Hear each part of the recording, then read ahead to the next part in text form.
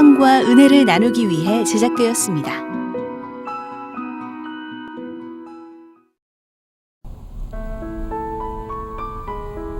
안녕하세요. 시티 스페셜 원대현 목사입니다. 안녕하세요. 태유정입니다. 소설가 황석영 작가는요, 가장 위대한 화면은 일상의 삶이다 라고 말했는데요.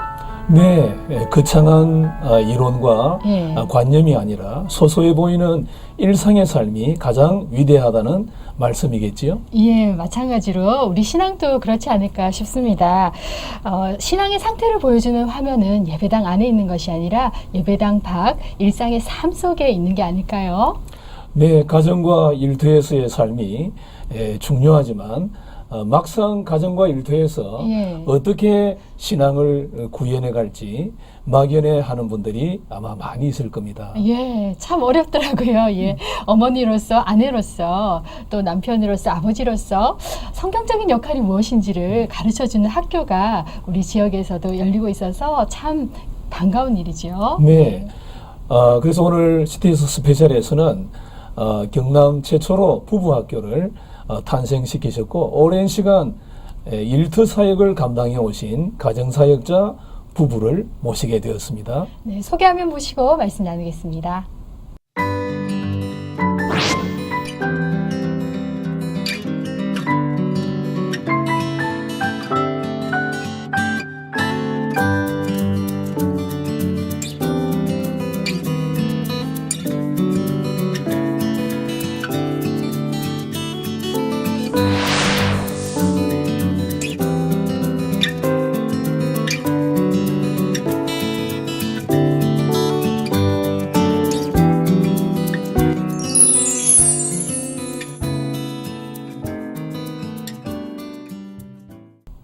가족친화행복연구원 신동호 원장님, 정미자 원장님 오늘 모셨습니다. 네, 반갑습니다. 반갑습니다. 예, 우리 시청자분들께 인사해 주시죠. 예, 반갑습니다. 예, 저는 성산 한빛교회 가정사역팀을 섬기고 있는 신동호 집사입니다. 네. 반갑습니다. 지금 현재 아내와 함께 부부 사역자로서 일가정 양립을 위해서 다양한 일들을 하고 있는 가족친화행복연구원의 원장으로 일하고 있습니다. 네, 반갑습니다. 반갑습니다. 네. 네, 반갑습니다. 저도 가족친화행복연구원에서 남편과 함께 네. 같이 섬기고 있고요. 예. 창원에 있는 성산 한빛교회 예. 거기서 집사로 섬기고 있고 네. 가정사역팀의 팀장으로 또 예. 남편과 함께 부부사역자로 섬기고 있습니다. 예. 네. 예, 이 연구원도 참 두 분의 기도 응답이라고 들었거든요. 네. 예. 어떤 역할을 하는 곳인지 좀 소개해 주실까요? 네, 요즘 21세기 화두와 트렌드가 네. 행복이라고 저는 알고 있습니다. 네, 네. 지난 20세기가 성공이라면은 지금 시대를 살아가는 모든 사람들이 추구해야 될 가치는 행복한 삶이라고 보는데요. 예. 그래서 우리가 이렇게 인생은 속도보다 방향이 중요하다고 이렇게 이제 발전과 성장을 위해서 이렇게 열심히 살다 보니까 본의 아니게 가정이 조금씩 이제 소외되고 희생된 경우가 많았죠. 가족 간에 또 네, 거리가 좀 네. 벌어지고 이런 부분이 지난 20세기에 비해서 21세기가 크게 지금 사회적인 문제가 되고 있거든요. 맞아요. 네. 그래서 저희들이 부족하지만 15년 전부터 계속 가정사역을 시작하면서 네. 작년에 어떤 하나님께서 길을 열어주셔서 네네. 중소기업청에서 하는 어떤 제도가 있었습니다. 예. 거기에 이제 가족친화행복연구회라는 조직을 하나 만들어서 예. 교회 안에 성도님뿐만이 아니고 세상 밖에 있는 모든 사람들에게 이 시대의 화두인 일, 가정, 양립 이 부분을 저희들이 평신도지만 네. 하나님의 이름을 영광을 위해서 저희들이 지역에서 부족하지만 이 일을 한번 전파하는 전파자로서 그냥 한번 삶을 살자. 그렇게 해서 이제 가족친화행복연구원이 작년 5월에 지역에서 이제 시작이 일단 됐습니다. 시작이 됐다고. 예. 알겠습니다. 일과 가정의 양립. 네. 아주 참 좋은 네, 그런 네. 말씀인 것 같습니다. 지금 그 정부에서도 몇 년 전부터 계속 여성가족부에서 일가정의 양립, 즉 모든 조직에는 구성원들이 있지 않습니까? 네. 거기서 핵심을 다루는 메시지는 구성원의 가족이 행복해야 조직의 생산성이 오른다. 조직의 경쟁력은 구성원의 가족으로부터 시작된다. 이런 이제 슬로건을 가지고 여성가족부에서 지금도 모든 조직과 기관을 대상으로 가족 친화 인정 제도를 만들었어요. 일 가정이 양립시키기 위해서 부단하게 노력하고 있죠. 정말 귀한 말씀인데요. 네. 일과 가정의 양립 이를 위해서 지금 사역하고 계시는데요. 현재 또 기업체들을 또 섬기고 계신다고 말씀을 드렸는데요. 그 강의와 강의에 따른 그 반응 또 뭐 숨겨진 이야기가 혹시나 있습니까? 저는 사실은 이제 그 가정사역 하기 전에 본 직업이 이제 이렇게 대기업들 경영 컨설팅을 하고 교육 훈련을 시키고 하는 그게 원래 메인 잡입니다. 메인 잡이면서 이제 15년 전에 돌아온 아버지 학교를 만나면서 이제 본격적으로 가정에 대해서 또 교회 안에 저도 성도의 한 사람으로서 가정사역이라는 부분을 그때 저는 이제 처음으로 접했는데요. 모든 저도 한 직장인의 한 사람으로서 특히 이제 중년의 그 직장인들을 만나 보면은 사실은 이제 가족은 다 소중하다는 걸 알면서도 그냥 회사에 몰두하고 회사의 직장인으로서만 자기의 삶은 없고 그냥 100% 직장인의 삶만 이렇게 살고 있는데 그러면서 이제 우리는 기회에 대해서 교육훈련장에서 만나서 가정에 대해서 터치를 하고 가정에 대해서 서로 이야기를 나누다 보면요. 그분들이 때로는 업무 시간인데도 불구하고 옆에 동료가 있음에도 불구하고 눈물을 흘리고 내가 회사에서는 성공했는지 몰라도 가족에게는 너무 무관심한 한 남자에 불과하다. 그런 이야기를 들으면서 제가 부족하지만 평신도로서 이분들의 마음을 조금이라도 돌이킬 수 있다고 생각하는 게 또 저는 이제 또 크리스찬으로서 그분들을 보면서 감동받을 때 저는 이제 하나님 이 자리에 있게 해주셔서 감사하다고 그런 이제 할 때 참 많은 그 일을 하는 사람으로서 무한한 감격을 많이 느꼈죠. 그 다양한 직종들을 많이 대하실 것 같아요. 정 원장님 어떠세요? 아무래도 뭐 현장에 계시는 일하시는 우리 아버지들도 많이 만나고요. 또 저희들이 요즘 최근에는 작년부터 대구라든지 강원도 쪽이라든지 이렇게 경남 쪽의 공무원들 대상으로 또 많이 하고 있는데요. 아무래도 이제 현장에 계신 아버지들은 또 요구하시는 게 의외로 아내와 가족들과 함께하는 시간을 또 많이 갖고 싶어하는 완전 주야간 하시는 분들이 많이 계시니까 그런 곳에서 함께 애로사항을 많이 저희들이 이야기하시고요. 근데 공무원들을 하고 보면 아무래도 직업 따라서 많이 좀 차이가 많이 나게 되더라고요. 그 아내 말을 하는 걸 제가 들으니까 준비된 어떤 내용을 가지고 불특정 다수들 앞에 서지만 또 거기에 저희들이 어떤 분을 만날지 저희들은 예측을 못 하잖아요. 그렇죠. 근데 한 분 한 분 때론 뭐 교회를 안 나가고 있다가 저희들을 통해서 교회에 나가야 됐다는 필요성을 느낀 분도 계시고 그래서 그때 이제 이런 일을 하는 사람으로서 우리 사회적 성공과 명예, 지위도 중요하지만 가장 근간이 되는 가정이 우리가 다 이렇게 베일에 묻혀져 있지 않습니까? 그 가정을 회복시키는데 저희들이 쓰임받고 조금이라도 할 수 있다는 자체를 다양한 사례가 있겠지만 그 생각이 지금 아내가 이야기하는 걸 들으니까 나는 그렇습니다. 그 질문들을 갖고 해답을 찾고 있는 분들에게 두 분이 그 현장에 뛰어들어가서 성경적인 해답을 물론 이제 성경이라고 구체적으로 쓰진 않지만 그 성경의 원리에서 나온 그 해답을 제시해 주신다는 게 너무나 가치 있는 사역이라는 생각이 드는데 또 교회에서 좀 이렇게 그 가족들을 섬기는 사역 어떻게 하고 계신지 좀 알려주시죠. 사례라든지. 저는 이제 평신도지만 우리가 믿는 그 하나님께서 교회를 만드시기 전에 가정을 먼저 창조하셨다 아닙니까? 아담과 하와를 통해서. 근데 그만큼 이제 가정이 중요하다고 저는 보는데 저는 이제 제 나름대로 생각하게 된 게 교회 안에서 이제 이 가정 사역을 말씀하신 대로 제 나름대로 한번 전도라는 부분하고 연계시켜서 할 수 있지 않을까. 뭐 때론 약간은 막연하겠지만 그 부분을 좀 기회가 되면 좀 많이 좀 연구를 하고 싶다는 생각이 많이 들더라고요. 그래서 저희들 성산한빛교회에서 2년 전에 가정사역팀이 출범이 되고 또 목사님과 성도님들이 많은 응원과 관심과 기도 속에서 이 가정사역을 통해서 우리가 일터와 가정 이 두 마리 토끼를 쫓을 수 있는 예, 목사님 말씀과 또 가정 이 두 가지를 병행해서 네. 성도님들이 교회에서 좀 어떤 나름대로 그 은혜를 받으면 좋지 그렇죠. 않을까. 네, 네, 네. 이제 그런 생각에서 가정사역에 관련된 일을 하고 있고요. 네, 네. 저희들이 이제 그런 일을 쓰임 받는 것 자체가 네. 감사하죠.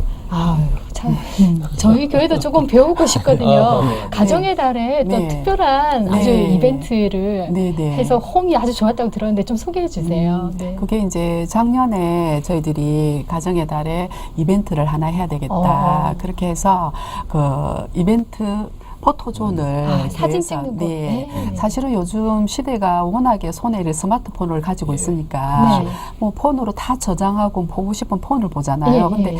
예전에는 우리가 가족 사진이라 해서 사진관에도 가고 했는데 요즘 그런 문화들이 많이 사라져서 교회에서 포토존을 만들어서 이제 화관도 만들고 다시 남편이 아내에게 프로포즈하는 그런 모습을 또 연출하니까 네. 왠지 그 성도들이 또 다시 신혼 때로 연애할 때 프로포즈 받았던 그런 기분으로 돌아가는 그런 이벤트도 같이 하고요. 또 온 가족이 모여서 가족 사진을 한번 찍어봄으로써 이제 액자화 시켜서 또 전시회도 사진 만들고 출력해서 액자를 네, 다 내서 그걸 네. 액자에 전 성도들이 아마 거의 100% 다 참여했던 것 같아요. 예. 네, 가정별로 한 컷 찍고 또 교사들끼리 부서별로 또 찍고 이렇게 그 하나의 기념이 되는 거죠. 그래서 액자화해서 전시회도 하면서 아 우리가 어떻게 나왔나 다른 가정은 어떻게 나왔나 이렇게 살피기도 하고 예, 올해는 또 이제 각 가정별로 그 가운 만들기 해서 그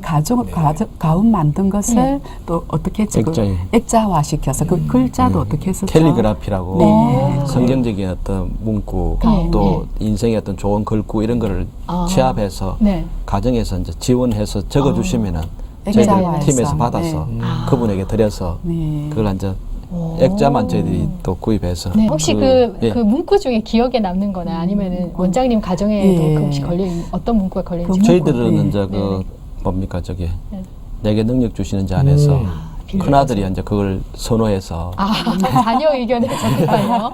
네, 네. 뭐 저도 개인적으로 네, 네, 네. 좋아하는 성구입니다만은 네. 그걸 저희 가정에는 지금 갖고 있고요. 예. 대부분 이제 성구 중심으로 성우정신. 예, 처음에는 이제 막 일반적인 사회적인 걸 적으시다가 예. 다시 또 며칠 있다 전화 와서 카톡으로 성경적인 부분을 대부분 좀 많이 바꾸시더라고요. 그래도 말씀이 최고다. 네, 그렇죠. 네. 그런 거를 통해서 저는 이제 생각하는 게 교회 안에서도 우리가 머릿속에는 다 가정과 가족이 그렇죠. 중요하다는 걸 알지 않습니까? 근데 이제 우리가 그런 것들을 조금 더 다시 한번 구체화시키고 멀리 있는 게 아니고 실제로 중요하다는 걸 느끼게 만들기 위해서 그런 뭐 약간의 이벤트적인 측면에서 가족의 유대감, 그렇습니다. 유대감이 지금 사실 제일 해체되고 있는 게 제일 저는 문제라고 생각하거든요. 이 시대가 가정이 이런 거구나. 네. 그걸 이제 실체를 좀 느끼게 만들기 위해서 사진도 찍게 하고 이렇게도 하고 두 번째는 이제 서로 다 말을 안 해도 가족이니까 사랑하고 좋아하지만 또 서로가 이제 좀 알아야 안 되겠습니까? 다가가고 그래서 그렇게 하기 위해서는 가족 관계 개선을 하기 위한 각종 교육 훈련 프로그램이 또 적용돼야 된다고 생각합니다. 네. 그렇게 해서 이제 뭐 부부 학교든 뭐 아기 학교든 기타 이제 대상자에 맞게 그런 생각 가지고 지금까지 저희들이 하나님 은혜로 하고 있습니다. 예. 우리 목사님께서 굉장히 좋아하실 것 같습니다. 얼마나 궁금하시겠어요. 작년에 저희들이 청소년 감동 캠프를 했었거든요. 중고등부 청소년 사실은 감동 네, 캠프. 중고등부 우리 학생들이 참 마음을 열기가 사실 힘들잖아요. 네. 그래서 이제 그 처음에 지원을 받을 때도 왠지 이제 성도들도 교회 안에서 부부 학교를 한다, 뭐 감동 캠프를 한다면 꼭 무슨 문제가 있어야만이 해야 그렇죠. 된다고 생각하는 절대 그게 아닌데. 그래서 그때도 이제 처음에는 지원자 수가 조금 작았어요. 근데 이제 조금 있다가 우리 교회 내에서도 중직 맡고 계신 분께서 저희들하고 이제 친분이 있고 중직자니까 체면상 그냥 지원을 하신 거예요. 이제 의리상 해야 될 것 같아요. 의리요? 의리로 지원을 하셨는데 그 청소년 감동 캠프를 통해서 또 어떤 그 프로그램대로 하시면서 감동이 성령께서 딱 터치를 하신 거예요. 그래서 이제 그날 나가서 발표하는 마지막 시간에 아버지와 그 부녀가 너무 그 성령의 터치를 받으시고 감동을 받으시고 우시면서 그 우리 다 있는 곳에서 흑영을 하면서 굉장히 많이 우셨어요. 그래서 그때마다 저희들은 모르지만 그 꼭 회복돼야 그렇죠. 되는 가정이 필요하다 그게 아니라 문제가 없고 잘 지내시더라도 각 가정마다 터치해야 될 부분이 있잖아요. 그래서 성령께서 터치하시면 이 치유와 회복. 그래서 너무 끝나고 나서는 좋았더라고 은혜 받았고 너무 감사하다고 네, 그런 사례도 있었어요. 네. 부부 사역자로서 교회뿐만 아니라 기업체도 섬기고 계시는데요. 예, 우리 정 원장님 특별히 이 직장 생활 속에서도 신앙이 더 돈독해지셨다고 하는 그런 체험적인 사례가 있었다고요? 네, 저는 미스 때 직장 취직을 하려고 하는데 그때는 하나님을 몰랐고요. 이제 20대 초반에 취직을 하려고 하는데 그 성적도 뭐 그렇게 나쁘진 않았는데 우리 예전에는 또 취직을 빨리 좀 했잖아요. 근데 들어간 때마다 떨어지는 거예요. 그래서 심지어 이제 선생님께서도 미자야 네가 아니면 붙을 애가 없다. 이번에 꼭 붙는다 가라 이래 했는데도 또 떨어지고 그리고 회사 대기업이나 이런 데도 한 5군데가 계속 줄줄이 떨어지는 거예요. 그래서 이제 마음을 비우고 그냥 일단 들어가야 되겠다 하고 이제 추천받은 곳에 마음을 비우고 산요 일본 회사에 제가 이제 인사과에 지원 그 요청을 받고 가게 됐는데 거기 이제 제가 합격을 하게 된 거죠. 네, 합격해가지고 첫날에 이제 회사 그때가 종업원이 1,800명 정도 되었어요. 반도체 회사였거든요.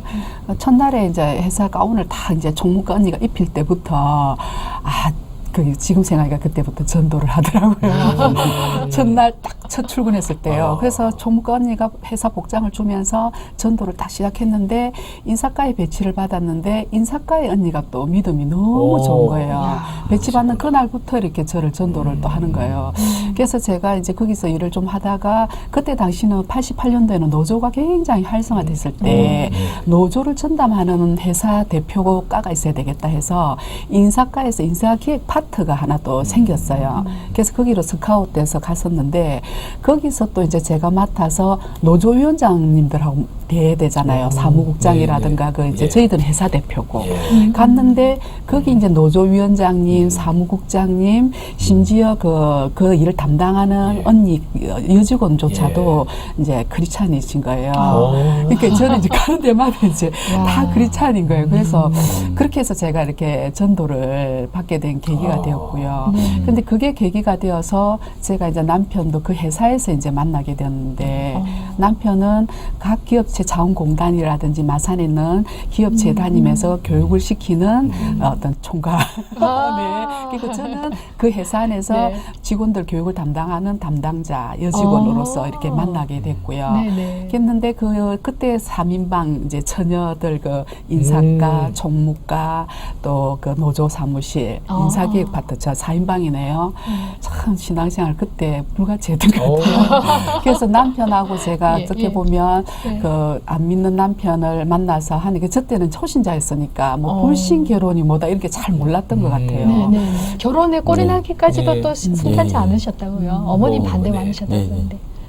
조금 전에 아내가 이야기했다시피 저도 87년도에 대구를 떠나서 창원공단에 오면서 객지에서 생활하다가 이제 아내 회사에 가게 됐고 또 아내를 보면서 호감이 들었고 이렇게 교제를 하고 이제 결혼을 하려고 했는데 신앙적인 부분 집안에 좀 반대가 있어서 특히 어머니의 심한 반대가 좀 심했습니다. 어느 정도 반대하셨어요? 무조건 안 된다. 심지어는 뭐 아내와 결혼하면 제가 어머니가 가출하시겠다. 이렇게. 가출하겠다 또는 뭐 제가 아들이 일찍 죽는다. 그리고 기타 이제 등등. 제가 들은 이야기는 밥상에서 이제 빨리 헤어지라. 헤어지지 않으면 나는 집을 나가겠다 하고 밥상에 그 밥 공기를 집어 던지시고 나가셨다 하더라고요. 오, 극렬한 반대를 만나셨네요. 제가 이제 결혼해야 되겠고 어머니는 반대하고 제가 이제 막내니까 큰형님에게 SOS를 신청했죠. 그래서 이제 부산에 계셨던데 그 당시에는 마산역 앞에 이제 모 커피숍에서 만나서 네. 형수님하고 같이 오셔서 저희 아내에게 예. 형님이 이렇게 이야기했습니다. 저 결혼하면 재수 씨가 되니까 예. 아가씨 참 좋은데 우리 동생하고 결혼하세요. 어차피 동생은 창원에 사니까 어머니는 저 어디 계셔요? 대구에 계시고 같이 생활 안 하니까 교회를 나가도 안 나간다고 거짓말하고 몰래 나가라. 다니세요. 그냥. 그렇게 이제 형님이 붙여주려고 네네네. 권유를 했어요. 예. 했는데 아내가 저는 예. 동호 씨를 사랑하지만 하나님이 제일 우선이고 그 다음에 이제 동호 씨를 사랑하는데 그때는 제가 사랑하는 방법 그런 것 같아요. 제가 엄마를 사랑하든 내 자식을 사랑하든 또 뭐 누군가를 사랑하는 것이 다 모든 것이 하나님 안에 있는 것이 사랑하는 것이지 그거 먼저 그게 우선순위가 돼버리면 그거는 진정한 사랑이 아니잖아요. 네. 진정한 사랑은 하나님 안에 다 있잖아요. 내 자녀도 그게 우선순위가 돼버리면 그거는 진정한 사랑이 아니라고 뭐 그때 개념이 그런 이야. 생각이 들은 지금까지도 것 같아요. 아내가 이제 네, 이런 네, 이야기를 하시는데 네. 계속 어머니가 너무 어머니께서, 완강하게 예. 나오시니까. 마산 오셔서 자취방에서 계속 이제 저녁마다 퇴근하고 오면은 안 된다고 그 세뇌를 시키는 거예요. 눈에 흙이 들어가기 전까지는 안 된다. 야. 그러다 보니 저도 앉아 그 계속 처음에는 안 돼, 무슨 말이냐 무조건 할 거다. 그러면 이야기 하지 마세요. 이렇게 했는데 매일 밤마다 앉아 막내 아들 밥을 해준다는 핑계 하에서 자취방에 와 오셔가지고. 계셨는데 그렇게 해서 이제 제가 계속 뭐 일찍 죽는다 뭐 기타 등등 안 좋은 이야기를 계속 하시니까 결국 저도 이제 마음이 약간 흔들려서 뜻하지 않게 6개월 동안 헤어져 있었죠. 그러다가 이제 6개월 뒤에 이제 다시 아무리 생각해도 이 사람하고 헤어지면 안 될 것 같아서 제가 다시 이제 연락을 해서 교회 신앙 다 수용하겠다. 예.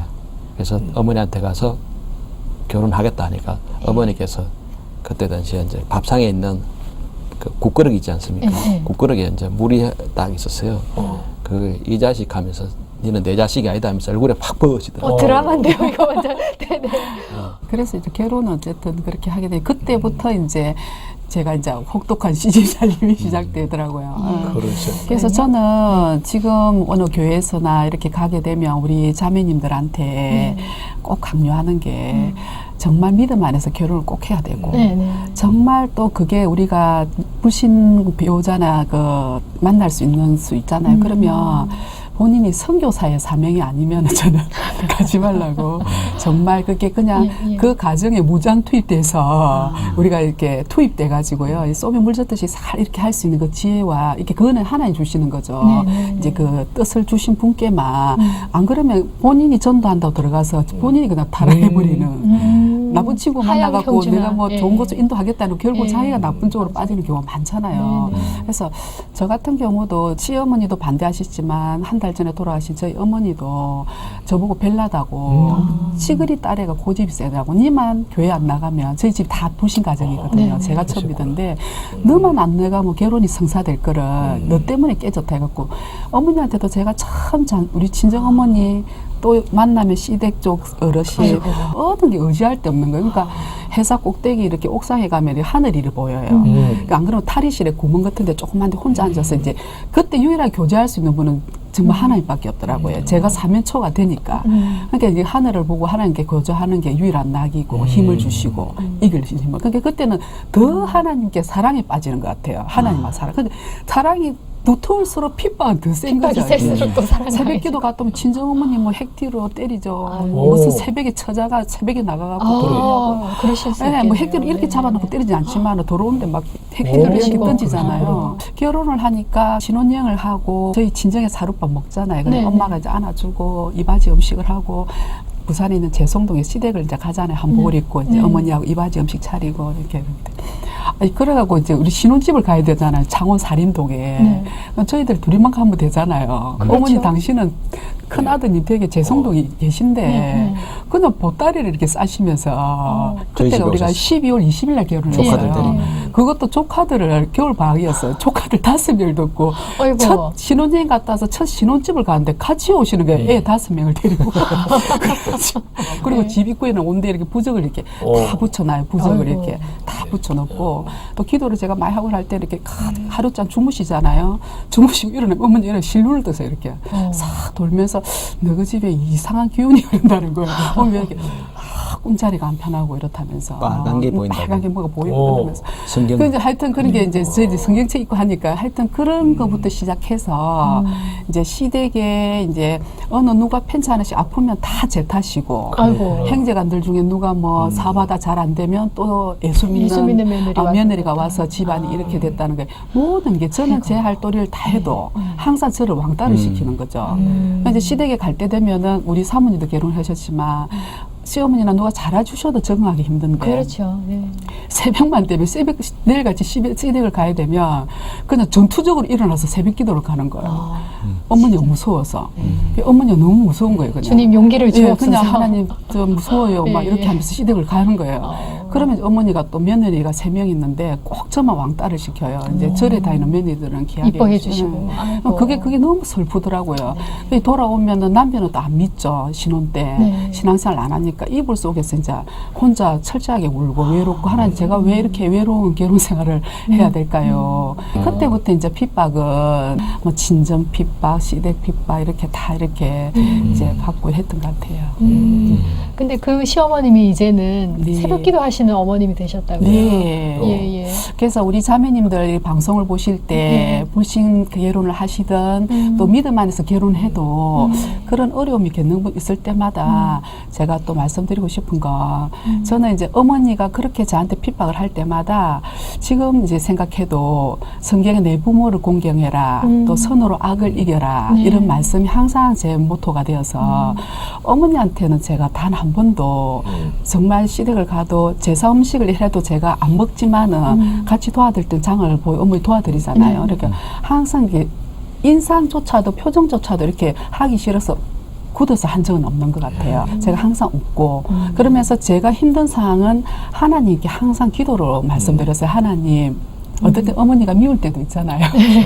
하나님, 저 어머니께서 저한테 핍박하고 내를 이렇게 힘들게 했던 거 저는 갚을 수가 없으니까 하나님께서 다음에 하나님 때가 되면 다 기억나게 해주세요. 이렇게 기도를 했거든요. 그리고 저는 제 할 도리는 했어요.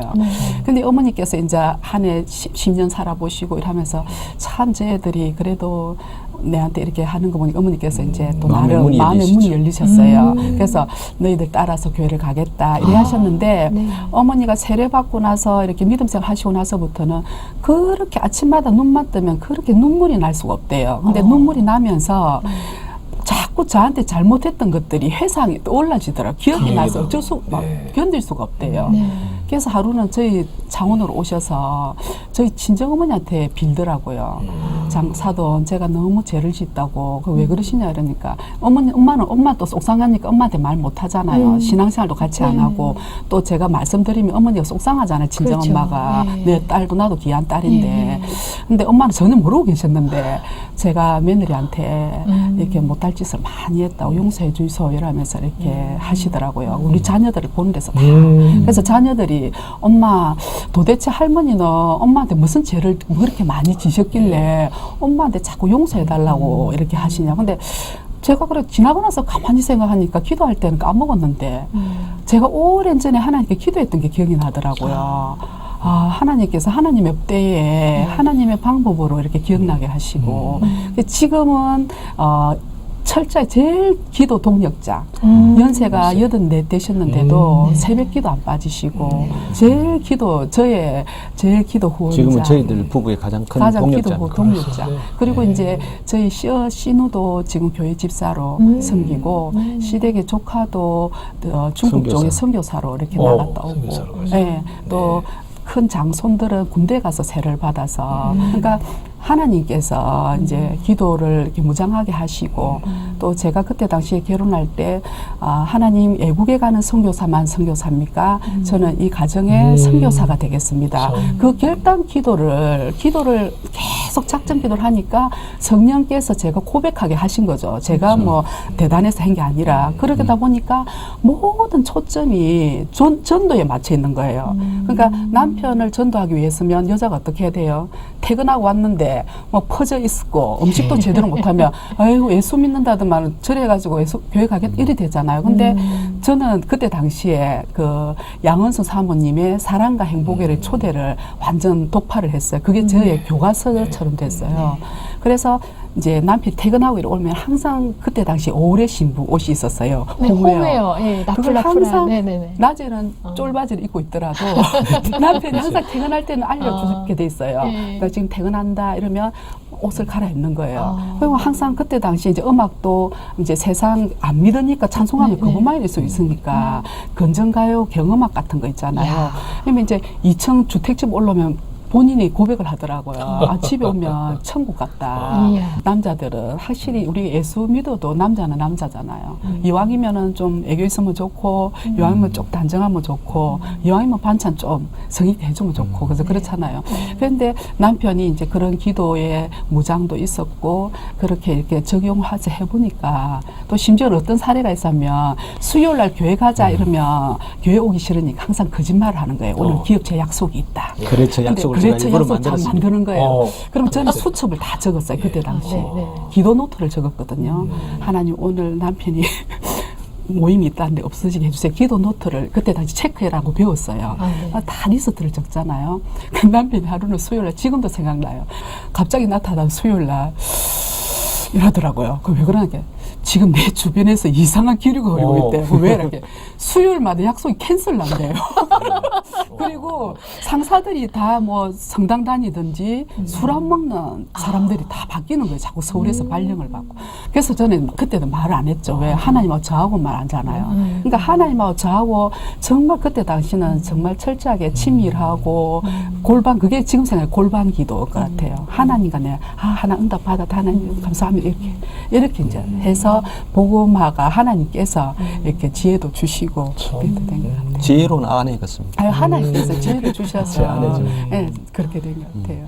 하나님께서 아마 그 가정 사역자로 쓰시려고 실습 기간을 아주 오래 하셨는데 그렇게 반대하시고 하셨던 어머님이 지금은 가장 큰 기도의 동역자가 되셨다고 하니까 전도가 안 되고 핍박하는 분이 있다면 그분이야말로 진짜 나의 귀한 동역자가 될 분이다 생각하시고 좀 끝까지 포기하지 않으셨으면 좋겠다 생각이 드네요. 예. 근데 우리 이렇게 또 믿음의 가정을 이루시고 또 가정 사역자로서 헌신하던 가운데 우리 또 신 원장님 또 육신의 질병으로 큰 또 어려움 겪으신 적이 있으셨다고요? 네.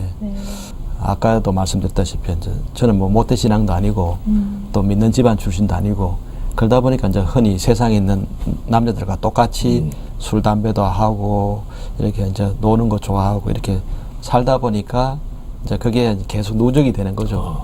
그렇게 해서 이제 아내가 기도하던 덕분에 뭐 찬양대도 섬기고 했지만 이제 본질적인 부분이 오랜 시간 동안 누적돼 있었으니까 이제 그런 생활을 하면서 또 직업상 출장도 잦고 뭐 그러다 보니까 이제 여러 가지 요인으로 인해서 이제 2008년도에 몸에서 이 신호가 오더라고요. 예, 그래서 그해 가을에 이제 병원에 가서 진료를 받고 이렇게 검사 결과를 보니까 이제 위궤양이라 해서 뭐 예전에 제가 이제 세상적으로 놀았으니까 그게 당연하다 생각하고 이제 한 달간 이제 약을 받았는데 그 연말까지 차도가 없더라고요. 그래서 제가 이제 2009년 1월 달에 다시 또 그 병원을 첫 주에 찾아갔습니다. 의사가 위궤양으로 진단 내리신 분이 그 병원에 안 계시고 다른 병원으로 가셨다면서 옆에 있는 동료 의사가 저를 보더만 내시경 했는 걸 보시더만 아무래도 그 전문가 입장에서는 제가 위궤양이 아니고 사진 판독상 죄송한데 내일 다시 한번 검사를 했으면 좋겠습니다 라고 해서 검사 결과가 일주일 뒤에 나왔거든요. 그게 2009년 1월 16일 날 아침에 집으로 한 통의 전화가 와서 좀 느낌이 안 좋은데 병원에 가니까 위암이라 하더라고요. 그래서 그 위암 선고를 받게 되면서 모든 게 이제 다 올 수도 할 수밖에 없는 제 그때 나이가 48살 때입니다. 예, 제가 이제 그런 암 선고를 받기 이전에 하나님께서는 이제 모든 것을 쭉 이렇게 조금 전에 아내도 이야기했다시피 세상의 문화로 다 끊게 하고 또 제가 바로 설 수 있도록 계속 어떤 계기를 뭐 가정사역을 통해서도 그렇고 교회 각종 양육 훈련을 통해서도 그렇고 계속 이제 바깥에 있는 삶이 아니고 교회 안에 신앙인의 삶으로 조금씩 저를 이제 인도하시는 걸 제가 느꼈거든요. 네. 그래서 이제 그때 예전같이 그냥 이렇게 살았으면은 그런 통증도 못 느꼈겠죠. 예. 그때 나이가 이제 48살 때니까 48살 정도 되면 가장 무언가에서 열심히 할 때 아니겠습니까? 그렇죠. 예. 네. 그 장류에서 모든 게 올 수도 될 때 그때 참 많은 낙심도 있었죠. 그때 이제 당시에 직장도 이제 다 쉬어야 되고 회복의 위를 이제 3분의 1을 절제하고 3분의 1. 예, 절제하고 하면서 고심비용이 이제 그 남편이 이제 그 텃밭 생활만 했어요. 텃밭 생활. 예. 근데 또 지나고 나서 이렇게 하나님 감사한 것이 남자들이 보통 그 아프더라도 암 수술하도 제 주변에 보면 석 달, 넉 달 지나면 직장을 복귀해야 되더라고요.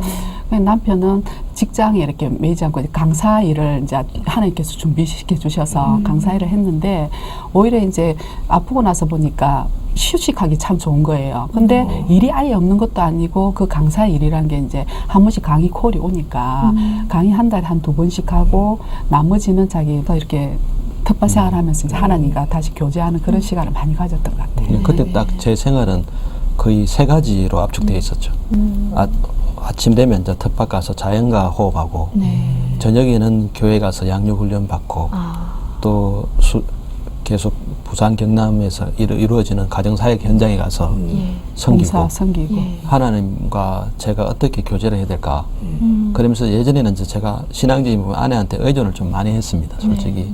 근데 그때는 이제 양육훈련 받으면서 이제 저와 하나님, 저를 이렇게 살려주신 제가 하나님의 덤으로 사는 사람으로서 하나님 볼 때 너를 살려주신 이유가 있을 건데 그 이유에 대해 합당한 삶을 살자. 몸은 연약하지만 이제 그런 생각을 가지고 계속 하나님과 친밀하게 교제를 하면서 진지하게 참 많이 생각이 된 배경입니다. 그렇습니다. 하나님과의 1대1의 그런 인격적인 만남이 있었다, 그죠? 예. 네. 우리 정 원장님은 또 그 남편의 암투병 동안 바뀌신 점, 뭐 생각이 달라졌다든지 또 하나님과의 관계는 또 어떠셨는지. 그 저는 그 남편 아픔으로 해서 많은 변화가 사실 있잖아요. 우리가 인간적으로 생각해도 가장이 쓰러지고 그때 당시 큰아이가 중학생에서 이제 졸업할 시기쯤 작은 애가 초등학교 6학년 이렇게 해서 한참 사춘기고 그때 정말 그때는 남편이 이렇게 쓰러져 버리고 정말 그때는 체구가 한 80kg 되었는데요. 수술하고 오니까 한 60 이상 kg 되는데 제 남편이 아닌 줄 알았어요. 그러니까 수술만 하면은 보통 사람들이 모든 게 끝난다 생각하는데 이제 가정에 들어오면 그때부터 현실이거든요. 그래서 이제 나갔다가 제가 이제 경제가 무너져 버리니까 법인채 회사를 가지고 있다가 갑자기 올 수도 없으니까 직원들이나 다 보내버리고 거기에 대한 딸린 뭐 경제적 문제가 얼마나 많겠어요, 그죠? 그리고 자녀 문제 거기다가 저는 이제 제 영적으로 또 제가 하나님 앞에서 좀 조금 깊이 돌아보는 시간이 되겠더라고요. 그러니까 그전에는 물론 제가 계획한 것도 하나님이 주셔서 계획하고 그러다 보니까 어떨 때는 또 제가 하나님보다 앞서간 것도 있었겠죠. 그러니까 하나님 안에서 걸어가야 되는데 제가 먼저 계획을 잡고 뭐 그런 게 아니겠어요, 사람인지라. 그런 점에서 영적으로 제가 하나님 앞에 저를 다시 돌아봐야 하는 계기도 있었고요. 그래서 저는 그 시기가 아마 제 사춘기 때 아버지 돌아간 이후로 제가 제일 정말 힘들었던 것 같아요. 네, 그래서 제가 이제 나가서 이제 경제를 끌어나가는 이렇게 일터로 나가고 일터에 있던 남편은 가정에 들어와서 이제 앞치마를 하시고 전업주부 생활하시고 이제 체인지가 된 거예요. 그래서 저는 아침에 8시쯤 나가면 집에 들어오면 11시 반 정도 그래서 잠만 자고 나가는 거예요. 그래서 남편이 이제 맞아주시고 네, 그렇게 생활이 이제 그때부터 이제 체인지되는 삶이 시작된 것 같아요. 네. 그렇게 하면서 처음 해보는 이제 전업주부도 해보니까 참 아내들이 보통 남자들이 이제 아내들이 그냥 막연히 집에서 좋고 놀고 사랑하지만 먹는다 근데 그게 막상 제가 그 일을 해보니까 장난이 아니더라고요. 그래서 정말로 표도 없는 일을 수십 년간 묵묵히 해주는 그 아내가 참 소중하고 사랑스럽구나. 그걸 제가 그 당시에 새삼 체험하게 됐죠. 네네. 예. 참 우리 하나님이 그 부부 학교의 그 책임자로서 그렇죠. 예. 입장 우리가 바꿔 생각해봐 하지만 안 당해보면 모르거든요. 경험한 만큼 이해한다고. 예. 아마 정말 부부학교에 네. 많은 영혼들을 건지시기 위해서 네. 그 질병이란 도구를 사용하셔가지고 네. 역할을 한번 바꿔보는 그렇습니다. 예, 하나님의 그 스텝 양성 과정이 아니신가. 예, 그런 네. 생각이 드네요. 이제 그러면 위암은 완치가 네, 되셨습니까? 2년 전에 네네. 하나님만으로 아유, 완치가 네. 됐습니다. 예, 이제는 또 평신도 사역자가 되셨는데 예, 평신도 사역자로서의 또 여러 가지 기쁨도 있겠지만 고충도 많지 않겠나 하는 생각이 드는데 어떻습니까?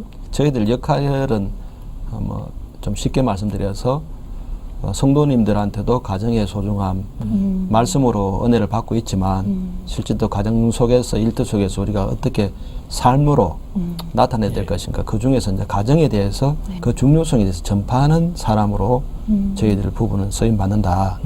그렇게 생각하고 이제 성도님들 교회 안에서도 이제 그런 부분에 대해서 좀 중요성을 저희들 생각하고 좀 덜 느끼거나 또 목사님 계시지만 교육자 분들께서도 덜 관심을 갖고 계시는 같은 경우에 평신도로서 조금 아쉬움이 있고 그래서 이제 지금 이 시대가 다들 행복하고 잘 살려고 하는 시대인데 성도님들도 마찬가지고 또 세상에 있는 분들도 그렇고 이 가정을 너무 좀 막연하게 막연하게 우리 가정은 문제없어 잘 될 거야 행복할 거야 서로 사랑한다 이렇게 너무 막연하게 생각하고 있는 부분이 참 저로서는 좀 안타깝고 전혀 준비나 노력은 하지 않고 막 무조건 잘 된다 아무 문제 없다 이렇게 생각하는 게 좀 아쉽더라고요. 그렇습니다. 네네.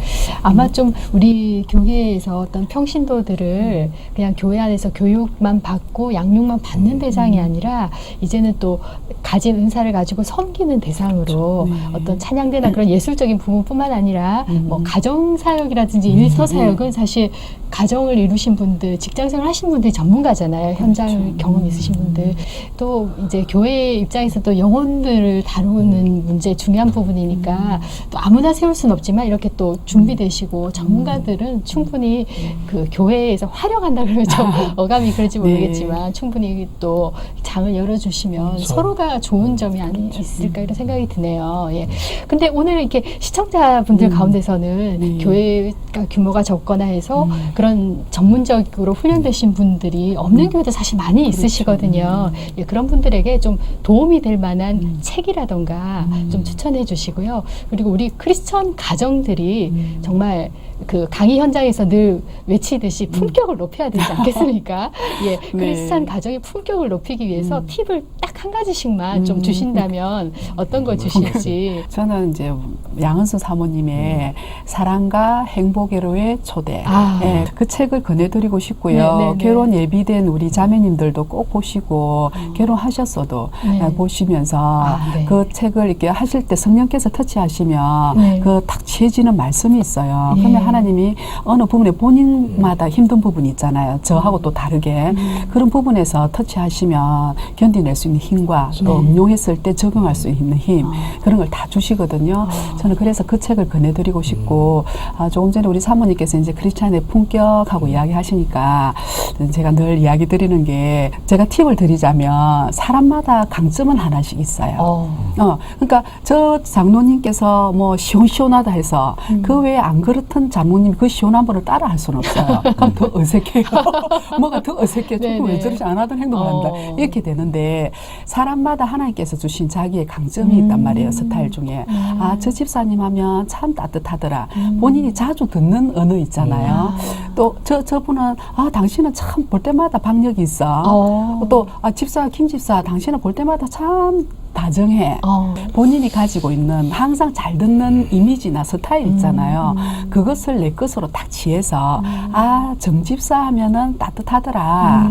그거 하나를 콱 밀고 나가시면 세상에 나가서도 정대리 하면은 참 따뜻해. 그러다 보면 다른 것 좀 못해도 있잖아요. 묻혀가는 거예요. 그거 한 가지를 가지고 그 이미지를 딱 그냥 가지고 나가면 세상에서도 품격 있는 저 크리스찬 참 그 이미지 하나 있잖아. 내가 항상 잘 듣는 게 자기 이미지예요. 많이 듣는 이미지 있죠. 그게 내게 좋으면 취하시고 또 그 많이 듣는 게 좀 안 좋으면 이미지 메이킹을 해서 좀 노력해서 그 중에 프로테이지가 좀 낮지만은 좀 듣는 거 있잖아요. 네. 이미지. 그게 나 이걸 취하고 싶으면 그것을 위해서 더 노력하면 자기화 되잖아요. 그러면 아, 저 사람 참 세상 나와서 품격 있다. 그 교회 안에서도 아, 품격 있는 장로님, 목사님 이렇게 되실 수 있을 것 같아요. 사람마다 이제 자기만의 이미지가 있지 않습니까? 네, 네. 예. 우리 신 원장님 책 한 권 소개해 주시고 또 네. 팁 네, 하나만 네. 주십시오. 예. 그 게리 체프만 박사가 지었던 사랑의 언어라는 책 5가지 나오지 않습니까? 아, 네. 저는 지금 오늘 저희들이 부부가 이렇게 출연했습니다만은 가정에는 부모님도 계시고 또 사랑하는 자녀들도 있고 또 남편과 아내 부부가 있지 않습니까? 다들 아시겠지만 가정의 가장 중심과 기초는 부부지 않습니까? 네. 이 사회의 모든 시작은 부부로부터 시작된다고 저는 누구보다도 많이 믿고 있는 사람이거든요. 그래서 성도님이든 또 세상에 계시는 분이든 가정에서 부부가 바로 서야 된다. 부부가 바로 서면 가정이 행복하다. 그 부부의 어떤 사랑 이런 부분을 측정하고 점검해 줄 수 있는 게리 체프먼 박사의 5가지 사랑의 언어. 그 책을 꼭 좀 한번 읽어봤으면 좋겠다 싶고요. 소중한 가족들로부터 멀어지고 가정이 무너지고 하는 부분 중에서 하나가 가족의 유대감. 네. 멤버십이 사실은 좀 예전에 비해서 많이 바쁜 세상에 살다 보니까 좀 희미해졌다고 생각하는데 그런 측면에서 손쉽게 할 수 있는 가족 간의 어떤 그룹 카톡 이런 것들을 좀 개설해서 아버지로서 참 좋다는 생각이 들더라고요. 다른 분은 어떻게 생각할지 몰라도 뭐 지금 사용하는 걸 약간만 말씀드리면은 뭐 제가 어디 출장을 가야 된다 또는 뭐 집안의 대소사 이런 것들을 이제 간단하게 올리면은 애들이나 가족들이 보고 바로바로 댓글 달아주거든요.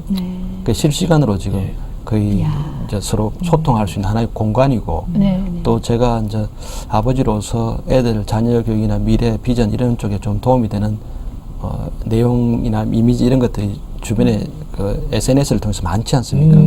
그걸 가끔씩 올려주면 말을 안 해도 열어보고 보게 되고 그래서 뭐 그런 부분들이 참 이 시대에는 너무 바쁜 시대이기 때문에 중요하지 않을까 그렇게 생각이 듭니다.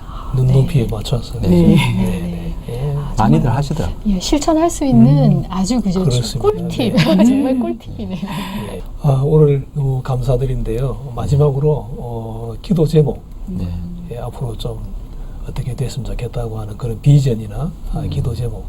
남편이 이제 몸이 아프면서 제가 영적으로 어떤 전환점이 되어서 그 전에 참 제 열정이 많았던 것 같고요. 그런 전환점이 돼서 사실은 그때부터는 제 열정이 그냥 거의 백지 상태가 되어서 아무것도 할 수 없다는 걸 알았어요. 하나님 은혜가 아니면 앞으로 더 그냥 저희들이 기도를 제가 해야 되겠다. 내 가정이 먼저 또 아직 이제 공사 중인데 더 좀 바로 서면서 삶으로 보여줘야 되는데 이렇게 참 나와서 이렇게 하는 게 좀 조심스럽거든요. 그래서 가정 또 내 교회 가정들을 위해서 또 섬기고 또 더 나아가서는 하나님 또 앞으로 어떻게 사용하실지 모르지만 또 이 지역에 이렇게 교회 안에서도 정말 하나님 앞에서 기도하지만 고부 간의 갈등 때문에 나타내지 못하고 교회 내에서 의논하지 못하고 혼자 앓는 그런 가정들을 위해서 기도해야 안 되겠나 하고 비전을 갖고 있습니다. 감사합니다. 저도 뭐 아내하고 좀 비슷한데요.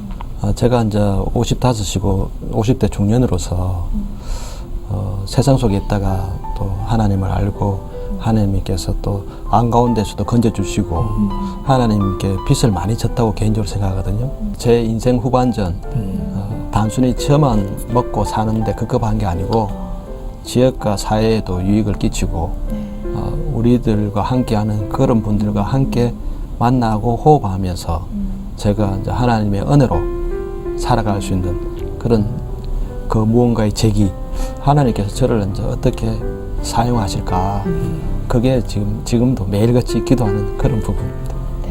순적하게 하나님께 영광이 되는 그런 삶을 좀 살기를 바랍니다. 너무나도 멋진 분들이십니다. 아마 앞으로도 우리 하나님께서 귀하게 우리 두 분을 통해서 사용하시고 또 영광을 받아주실 줄 믿습니다. 오늘 귀한 말씀 대단히 감사합니다. 감사합니다. 네, 감사합니다. 감사합니다. 네, 오늘 처음 시작할 때 소설가 황석영 작가님 말씀 전해드렸었는데요. 네, 황 작가는 일상의 삶을 일탈한 책 읽기의 결과로 남은 것이 무의미한 관념뿐이었다면서 세상에서 사람들과 부대끼며 살아가는 가운데 책을 읽는 것이 삶에 유익을 주는 독서이지 삶과 격리된 책 읽기는 공허한 유희에 지나지 않는다라고 말했습니다. 네, 우리의 신앙도 그러할 것입니다. 네. 우리의 신앙이 예배당 안에서만 머물고 있다면 무의미한 관념에 불과할 것입니다. 우리 일상의 삶이 우리 예수님의 복음을 투사하는 그런 화면이 되어야 할 것입니다. 네, CTS 스페셜 오늘 순서는 여기까지입니다. 시청해주신 여러분 대단히 감사합니다.